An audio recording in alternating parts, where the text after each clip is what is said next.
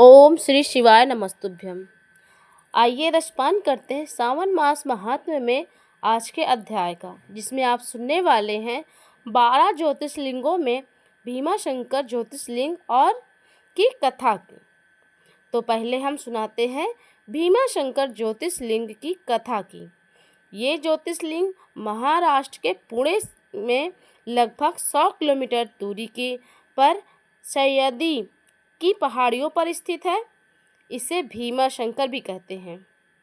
और इस ज्योतिर्लिंग की स्थापना के बारे में शिव महापुराण में जो कथा मिलती है, उसके अनुसार प्राचीन काल में भीम नामक एक प्रतापी राक्षस था। वह कामरूप प्रदेश में अपनी माँ के साथ रहा करता था। वह महाबली राक्षस राज रावण के छोटे भाई कुंभकर्ण का पुत्र था, लेकिन उसने अपने पिता को कभी भी देखा नहीं था, क्योंकि उसके होश संभालने के पहले ही भगवान श्री राम के द्वारा कुंभकर्ण का वध कर दिया गया था। जब वह युवा अवस्था में प्राप्त हुआ तो उसकी माता ने उसको सारी बात बताई।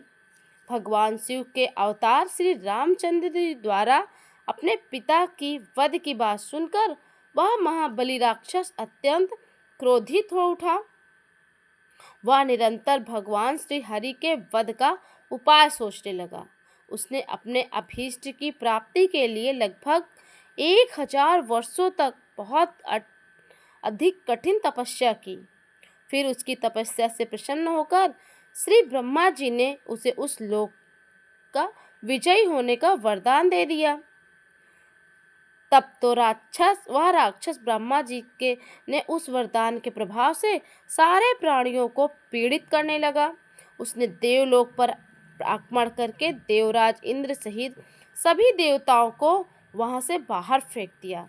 पूरे देवलोक पर अपना भीम का अधिकार हो गया।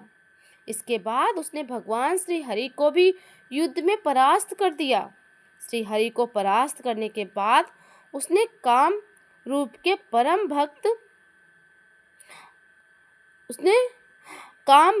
परम भक्त शिव भक्त राजा सुदक्षिण पर आक्रमण करके अब उसके मंत्रियों सहित अनुचरों सहित उसे बंदी बना लिया।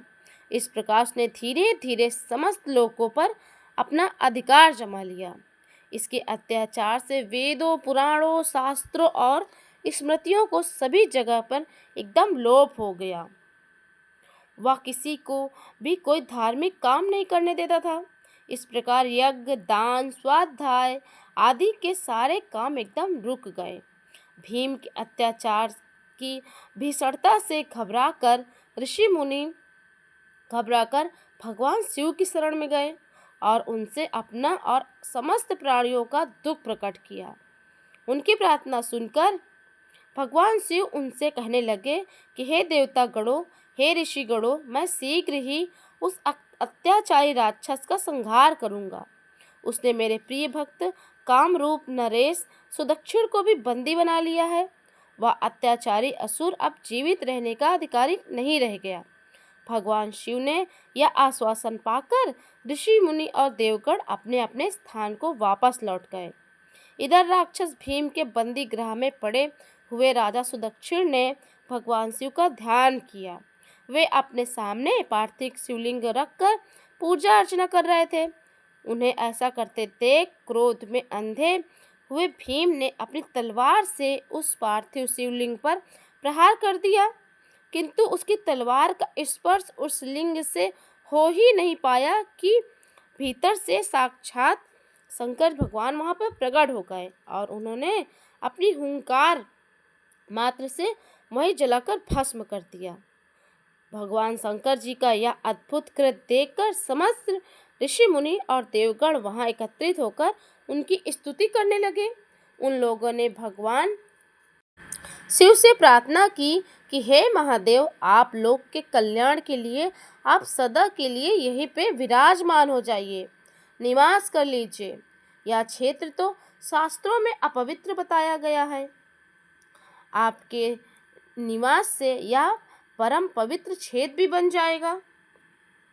तब प्रसन्न हुए भगवान शिव ने सभी की प्रार्थना स्वीकार कर ली और वे वहाँ ज्योतिषलिंग के रूप में सदा निवास करने लगे। उनका यह ज्योतिषलिंग भीमेश्वर के नाम से विख्यात हुआ। मान्यता है कि भीमाशंकर ज्योतिषलिंग का दर्शन जो भी साधक, जो भी भक्त करता है, उसका कभी दर्शन करने का फल व्यर्थ नहीं जाता। उसकी सारी मनोकामनाओं को वो पूर्ण होती है और जो भी भक्त यहाँ सच्चे मन से दर्शन करता है, उसकी सारी मनोकामनाएं अवश्य पूर्ण होती है। तो दोस्तों, ये थी भीमाशंकर ज्योतिषलिंग की कथा। तो इसी अध्याय के साथ लेते हैं आपसे विदा। तब दूसरे मिलते हैं नेक्स्ट अध्याय में। तब तक के लिए ओम श्री शिवाय नमस्तुभ्यम। और अगर चैनल पर नए हैं तो चैनल को सब्सक्राइब करना बिल्कुल ना भूलिए और कथा अगर अच्छी लग जाए तो लाइक कर दीजिएगा। और हमारे इसी चैनल पे सोमवार व्रत कथा की कथाएं सुनाई जाती है, तो आप सभी को सोमवार व्रत को अगर कथा सुननी हो तो सुन सकते हैं। ओम श्री शिवाय नमस्तुभ्यम।